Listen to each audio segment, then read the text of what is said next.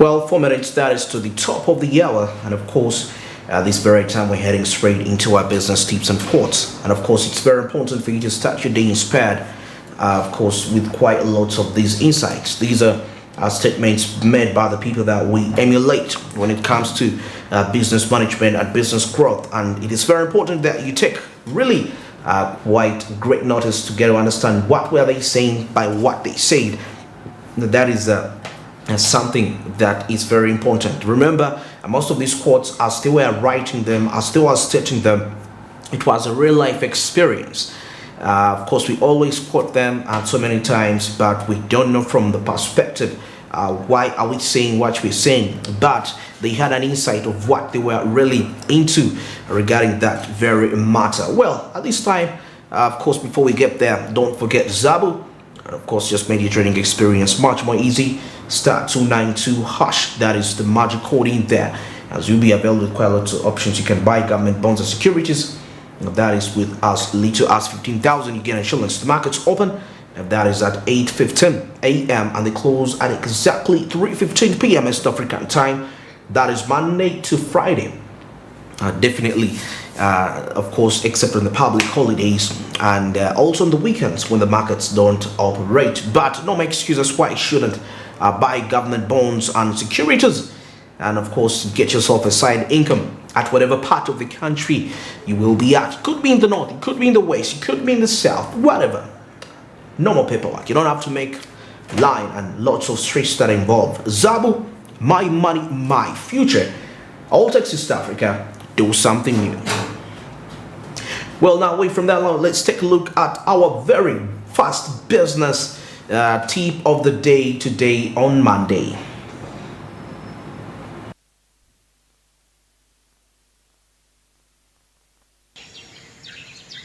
Definitely, the first tip says that the critical ingredient is getting off your butt and doing something.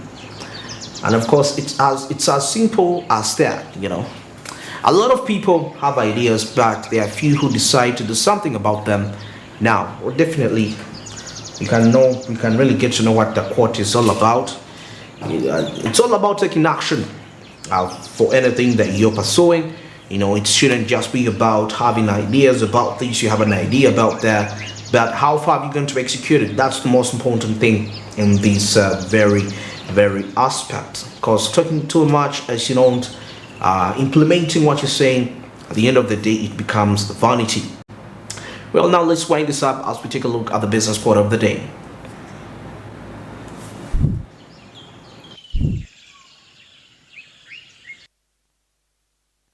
The business quote of the day says that there is only one success: to be able to spend your life in your own way. Spend your life in your own way. I think we've done this before, but still, like I always say, they always come with different revelations every day when you read it. You get it from another perspective. There is only one way you can actually, living life your own way. Of course, that doesn't mean that you be careless about what matters, but it just simply means you take charge of your life with the right mindset, with a conscience that is void of offense. In that way, you will be able to really make it through life. Well, exactly 8 a.m. and at this very time, let's get to review into what's happening in the world of social media, the social media trends, and of course, making some sort of a business sense.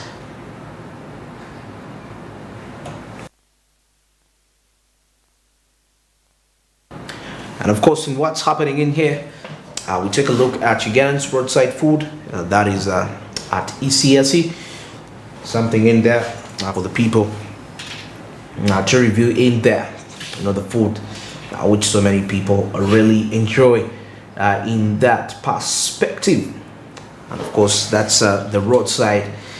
Yeah, and it's quite a trend among so many Ugandans for doing such, for purchasing such, because they say it tastes a little bit much more better in a sense. Though how true that is, well, it's better applies to the people that are involved into that very matter. That is at AC coming in up with that additional one. And now take a look at Nachivo Stadium in Kampala, Uganda. Of course, this stadium is 200. It's a 200 million dollar project, and one of the most amazing things about it is that it's 100% being constructed. That is by Ugandans. That is at Ugaman 01. Of course, coming in with that, taking a look at it in that very perspective. Well, what's your take on that? Well, it all applies back to you. That is an achievable stadium in Kampala, Uganda. 200 million. Definitely, we anticipate by the time it's really to its completion, the sports fans will have a blast when it comes to the activity. And of course, now in here we take a look at Carol. That is 256. What does she say? She says that sing the third stanza of the Uganda national anthem or you go to jail. And of course, 98% of Ugandans. Does it mean they don't know the stanza? Well, because I remember definitely majority of us are much more conversant with the first, and quite a few with the second, but the third is quite not so many people. In 100 people you could find like about 5 that could be in position to actually do that. So literal expression of that was actually trying to show you how it is. Now littering is uncommon. That is at Betic 3 says that littering is a common ugly behavior amongst Ugandans, and I won't shy away from talking about it. How I wish that we could get to copy from this lowly elephant that loves to continue seeing a litter-free environment. Of course, shared by a friend. Now this week's speech, emulate the elephant. Of course, that was the train I was moving on last week. Taking a look at that. Emulate the elephant. You know, wild animals having a sense of, trying to protect the environment. Okay, now this is at Alan Seki. Only 1% of Ugandans earn 1 million Ugandan shillings according to the Woolworths statistics. But someone here is telling us getting something that brings 100k daily. That's a total of 3 million. Well, I think that is something that calls for really thinking way out of the box. But of course, the Ugandans that even make more than 100k a day, they make more than 100k a day. Probably some even make 500, some a million. So, but definitely, it's not as easy as it might sound there. It takes quite lots of hard work and looking at favorable policies that should be incorporated. That is within the government setting to ensure that such an item such is made possible. Now this is at Wekesa Amos, and of course says that showed these pictures to an Australian media personnel on Sunday at Latitude, and she couldn't believe this was Uganda. Not many Ugandans believe it's Uganda too. Well, that is also in there to take a look into. We anticipate that it's definitely Uganda has a beautiful scenery. That shouldn't be something that should be of great debate all about whether they thought it was Australia or not Australia. Of course, the bigger picture is that Uganda as a country is, of course, has a beautiful scenery in us. To that. Now, still looking in here, this is Omutume Planet. It says that, and then you will meet someone boldly saying that Ugandans don't want to work. People in there, of course, doing their best to ensure that they wash the vehicles in there. But Ugandans are really hardworking people in a sense. Probably, definitely every culture, even the people that we emulate, they have some laziness aspect in them at some point in life. So not all people are the same regarding that. Of course, how Ugandans protest in there. Of course, we know Ugandans are very good at doing social media. Of course, complaining about the social media, but when it comes to actualizing what they say into the real world, it's quite a very hard and very challenging aspect in there. That is at Toothbrush saying that, and I think he has a point in that perspective. I don't know what you think about it, but I think it's a reality.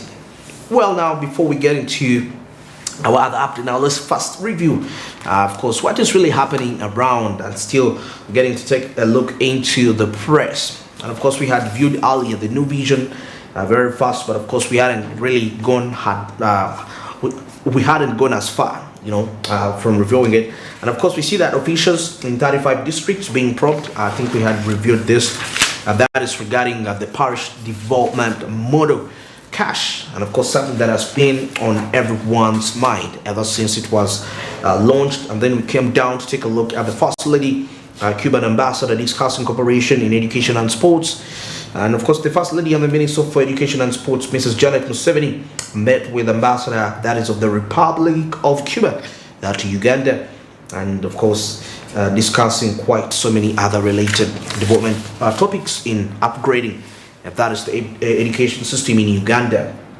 Now still in here we see General Kainerugaba rallies hundreds on environment. And of course General Muhoozi Kainerugaba has rallied Ugandans across the country, that is to promote environmental conservation and sustainable way of living. And of course saying cleanliness is next to godliness. Well, I think that was a very key point in terms of environmental. Now still in here, Wakiso leaders urge on PDM mass sensitization. Definitely sensitization campaign still undergoing to ensure that people really get to understand what they are getting themselves into, other than getting the cash and wasted on white aspects that may not be of great relevance in a way. All right. So, okay, now we still see here that the new curriculum, of course, matters regarding the new curriculum, as we get to see that a registration for vocational assessment starts. Definitely for those that are hands-on practical schools, and of course registration is on. And definitely if you have your child in there and you anticipate that they should join Vocation Institute, it's the time for you to take a look. Okay, now still in here, a new vision, we take a look at about the Nabagereka book, and of course launch in Mengo, and of course explains abscess. Well, more of that for any person that is interested to find out what that book entails. You can visit in here. Okay, still quite lots of more in here, and we see that Mbale Industrial Park to create 20,000 jobs. And of course the Sino Uganda Mbale Industrial Park is to create 20,000 that is no jobs. That is according to Uganda Investment Authority Chairperson Morrison Rakakamba said regarding that. Well, that is quite very amazing and great news to the people that are staying in there. So now still in here, we still see that the church asks Museveni to sign the anti-gay bill into law. Yeah, for the people that anticipate what is really happening within that, you can check out into the new vision and get to see what the religious leaders and so many other people that are talking about this very matter. Now still we see NRM, of course the National Resistance Movement, promotes coffee, yes, in Lango. That is very good. Yeah, coffee development, coffee growth.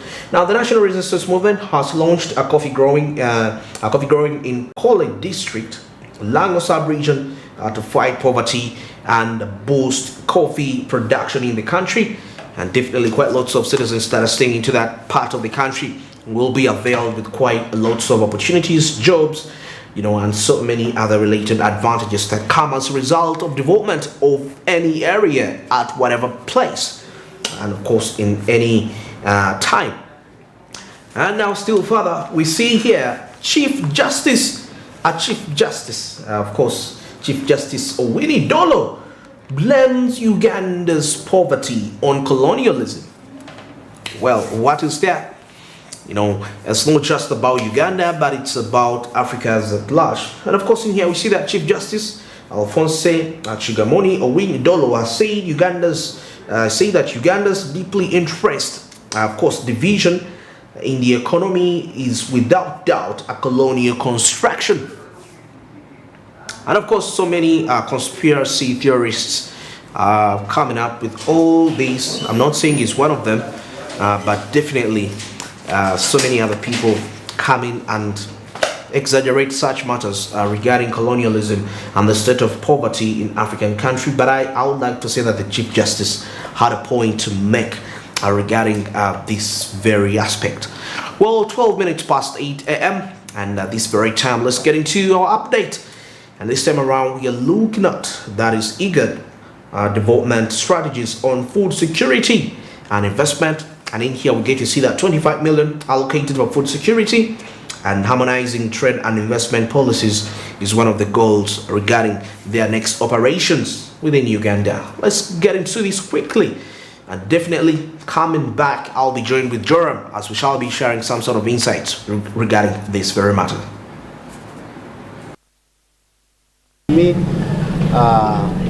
Uganda is the Republic of Uganda is the founding member of IGAD and play a very important role in terms of peace and security and in other areas of concern. Before 37 years, the leaders of this region has realized that some of the issues, key issues, that they cannot resolve it bilaterally or continentally. So they sorted out to have a regional organization which deals in the peace and security, climate change, drought and desertification, and some of these very key important things that of common concern. So in the journey of 37 years of IGAD, number one, I'm here to thank the Republic of Uganda for their contribution, very positive contribution, political contribution, diplomatic contribution, financial contribution that helped the effort of IGAD.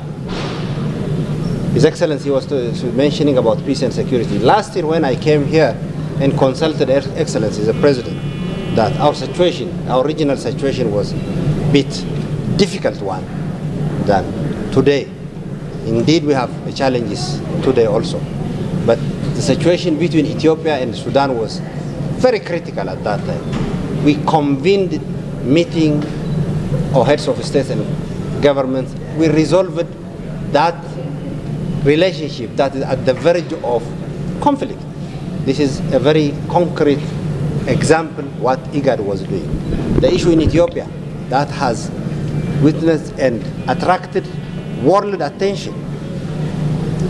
Basically, it is the regional leaders who reached out to Ethiopia. Excellency, the President was talking, Excellency, the Prime Minister of Ethiopia, on this issue regularly. And now, because of the cessation of hostilities, which is facilitated by African Union, and IGAD played a key role on that, now Ethiopia is better than yesterday.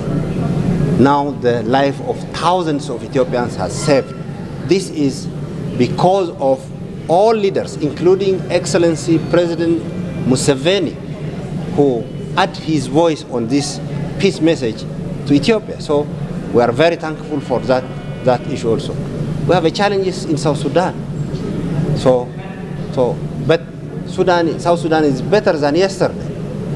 All the leaders at one time they were fighting to each other. Now they are under one government. The president and the first vice president are leading one government, but there are challenges. Still, they need the support of IGAD, the support of Uganda and all member states. So this peace, the Somalia issue, Ugandans are paying not money, their blood in Uganda, so to make Somalia peaceful.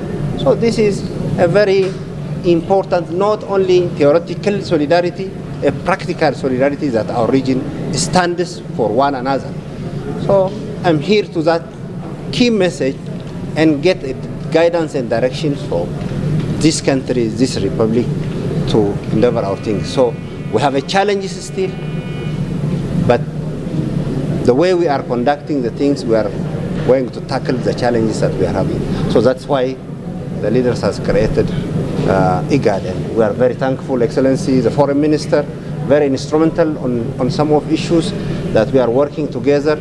So we had a very good discussion also how to navigate for the challenges that we are working in the future. One of the economic issues is the issue of food security. In terms of food security and insecurity, this region have food secured areas and food insecure areas. Now, we have established an office here in Uganda, which is supported by $25 million project by the World Bank, which will help all the region studying the challenges that the region is facing. You know that we have drought now in 3 countries, in Kenya, in Somalia, and Ethiopia. A lot of cattle are dying. That is an issue of climate issue that we always talk. But practically, the challenge that we are facing in this region is a very practical. So one of the issues that we sort out the challenges of this kind and bring the solution for this thing. Also, we have, Climate Prediction Center in Nairobi, Kenya, one of the state of the art, that early warning all our member states before these things has happened. Also, we will work on the area of policy harmonization and integration in terms of trade, in terms of investment, in terms of migration. So there are a lot of areas that we are working together. But most importantly, this region is very intact now.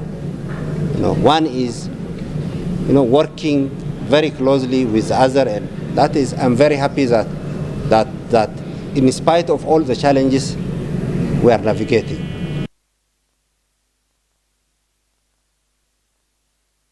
Well, that's regarding IGAD, that is on food. Of course, development strategies regarding food and security investment. And of course, we get to realize that a country with a stable food supply, there is a contribution, there is a way, in a way it relates to the way everything comes up when it comes to economic growth and development.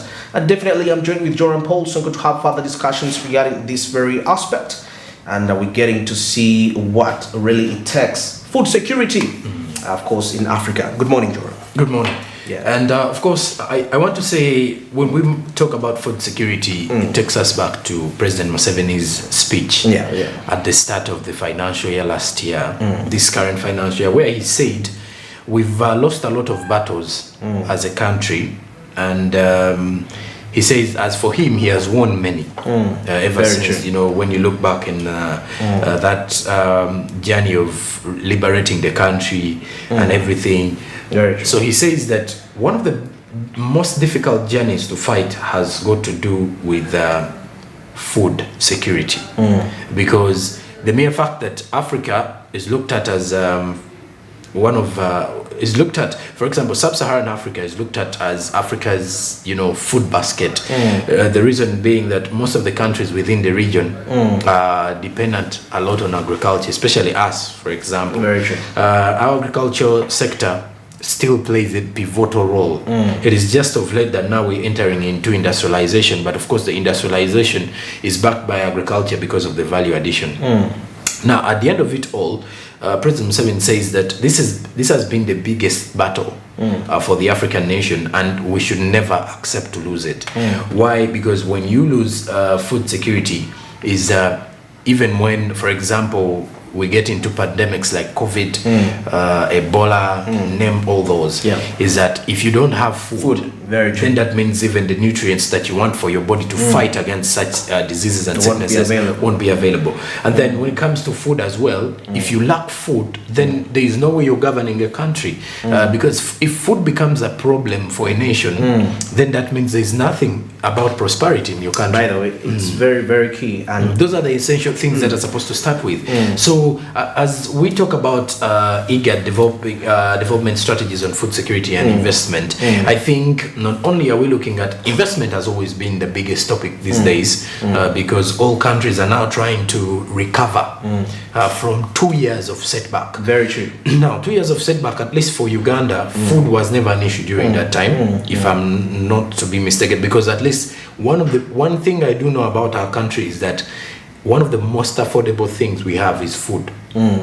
Even Food. at 1,000 Ugandan shillings, you Very. can have. And for Even those- without money, you can get what you eat. what to eat, someone can easily provide to you. Something eating has never been a problem in the country here, because if you can, for example, if you can have a meal without even using $1 to have something to eat here. Exactly. With $1, for example, in Uganda, you can have a heavy meal, something like a two-course meal, I should say. Very true. But that is from the downtown restaurants, of course, to call it a two-course meal. But at least it is worth it. So that means food security, from Uganda's perspective, we've tried our level best. Now the issue is to do with investment. Investment, further investment. Yeah, because by the look of things here, $25 million has been allocated for food security. That's but quite then, lots of amount. that's, lots of amount. yes, a lot of money. Now, when you look at also the other issue is trying to harmonize trade and investment policies. I think this is the best thing we need to look at. Okay. For us Ugandans here, food security has not been a very big issue for us. Yes. Though when you go up country, there are some people who are actually facing it rough because of drought, famine, and access to good, to let's say water and everything that has actually undermined the access to good to food. But generally, from the setting of the urban way and of course nearby areas, every district at least there is at least access to food. Either way, people can grow their own food and all that. Very true. But I think it's when you look at harmonizing trade and investment. Now this becomes the issue here. Trade and investment. Every summit that we have, whether local or the ones we attend internationally, are rotating around trade and investing. Trade and So to us, I think trade. The biggest thing has always been trade. How do we relate with these other countries? For example, countries under IGAD as well, countries under the EAC, countries under COMESA, countries under all these organizations on the continent. How do we trade with them? And trade can be both, can go both ways. We trading, selling out, and we're getting from them. We're getting from them. Now, investment, however, has been undermined, but it's only the African Continental Free Trade area that is actually creating room for investment to actually also be recognized. Because when you look at, let's say, investing in Uganda, anyone can invest here. Very true. As long as they have, they have the money to invest in. And they've been given a go-ahead by the Ministry of Trade or by the government. Investment, and of course the Uganda Investment Authority, investing is very easy. But investing away from Uganda when you are a Ugandan, going to other countries, that is the issue. It is rare to find Ugandans, apart from of course the renowned big business people who have been there quite some time, who have companies operating in other countries and of course have shares in other countries. But there are very few investors that you would look at here in Uganda to say, for example, I have an industry in Kenya, I have an industry in Tanzania. So I think harmonizing trade and investment policies, the investment policies have to be addressed so much, because I think that way, we shall be sitting on the same table. Very true. With what people would say the big economies on the continent. We're not performing that badly for a country, regardless of the fact that our economy is not that well. But then at least for the people living in, we can a few can sustain themselves, and of course others that are on their journey to wealth creation. Okay, that's very, very interesting. Of course, Joram, thank you for that insight. I think it's very something very key to really take note regarding, of course, in harmonization of trade and investment policies. Well, exactly 25 minutes past 8 a.m. and at this very time, let's get into a short commercial break. And of course, when we return, we shall be taking a look at what's happening in the world of entertainment and sports business at the same time. Stick around.